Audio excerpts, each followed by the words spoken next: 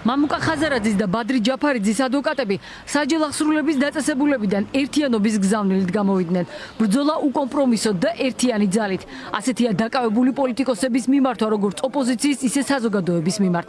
უფლებადამცველები არ გამორიცხავენ, რომ დაკავებულებს ახალი ბრალი წაუყენონ, თუმცა უკან დახევა არ იქნება. ამ შეთითქმულ ბრალდებას კიდე სავარაუდოდ მოყვება ახალი ბრალდება, ამის მოლოდინიც გვაქვს. ამ უკანონო კომისიაზე გაურკვეველ საკითხებზე რო იბარებენ, ეს არის უბრალოდ პოლიტიკური ზეწოლის მექანიზმი და რეპრესიების. არ უნდა დავნებდეთ არავინ, აი ამ ხასიათზე არიან შემართებით. ბადრი ჯაფარიძე და მამუკა ხაზარაძე საჯელ აღსრულების დაწესებულებაში სამარტოო საკნებში იმყოფებიან. ადვოკატებისგან ცნობილი გახდა ისიც, რომ კიდევ ერთ მიწვევაზე მამუკა ხაზარაძე თია წულუკიანს ისევ უარსეუბნება. ის კომისიის ხდომაზე გამოცხადებას არ აპირებს. მოუწოდებენ ერთიანობისკენ და არ გადაუხვიენ იმ კურსს თავმომებრძოლებმა, თანაპარტიელებმა და თანამებრძოლებმა რა კურსზეც დგას ისინი იდგნენ მოხდებოდნენ საჯარო აღსრულების დაწესებულებაში და ეს არის ერთიანი ევროპული საქართველო და ბრძოლა ბოლომდე. მნიშვნელოვანი არის ის, რომ ბატონ მამუკა ხაზარაძეს მოუვიდა წერილი, როდესაც უკვე მეორედ იბარებს თეა წულუკიანი თავის კომისიაზე და ბატონმა მამუკამ განაცხადა უარი. საჯელ აღსრულების დაწესებულებიდან წერილობით მიმართვა გაავრცელა ბადრი ჯაფარიძემ. პოლიტიკოსი ყოველს ერთიანობისა და სიმტკიცისკენ მოუწოდებს. ხნედვარ ქვეყნის თავისუფლებისთვის და მისი ევროპული მომავლისთვის ბრძოლაში განსაცდელებმა პირიქით უნდა მოგვმატოს თავდაჯერებულობა, სიმტკიცე და ერთიანობის სურვილი. ჩვენი ქვეყანა აუცილებლად დადგება ფეხზე.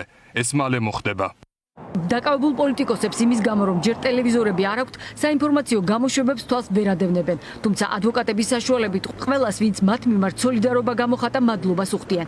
ბიზნესის წარმომადგენლები კი ნელ-ნელა დუმილს არღვევენ და მხარდაჭერის გზავნილებს სოციალური ქსელით აქვეყნებენ. პირველი მხარდამჭერი გზავნილი გაკეთდა დღეს TBC-ის მენეჯმენტის წარმომადგენლის მხრიდან. TBC დაზღვევის სამეთვალყურეო საბჭოს წევრმა დაწერა, რომ ახლა სიჩუმე ქვეყანას აზიანებს. მამუკას და ბადრის გაკეთებული უამრავი საქმე ქვეყნისთვის და ქართული ბიზნესისთვის იმხელა მასშტაბებისაა. ვერაფერი დააზიანებს მათ პიროვნულ სახელს და ვერც მათი ბიზნესების ინსტიტუციურ რეპუტაციას, ქვეყნის შიგნით და გარეთ. გაჩუმება ასეთ დროს არ მოსულა. ქვეყნისთვის საზიანოა მართლა. ლელო თავისუფალი საქართველოს ოფისში დღეს დიპლომატები მივიდნენ. შეხვედრა დახურულ ფორმატში გაიმართა. სასაუბრო თემა პოლიტიკური ოპონენტების დაკავება და რეპრესიული კანონმდებლობა იყო.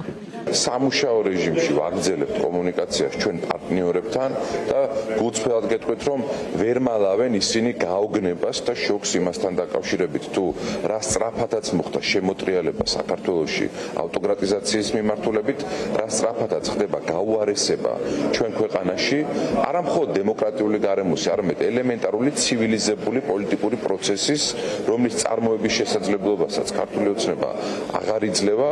ოპოზიციური პარტიების ლიდერების დაკავება მკაცრად დაგმო ევროპის სახალხო პარტიის ჯგუფმა. X-ზე გავრცელებულ განცხადებაში მათ ევროკავშირის წევრ სახელმწიფოებს მოუწოდეს რეჟიმის წარმომადგენლებს პერსონალური და მიზნობრივი სანქციები დაუწესონ.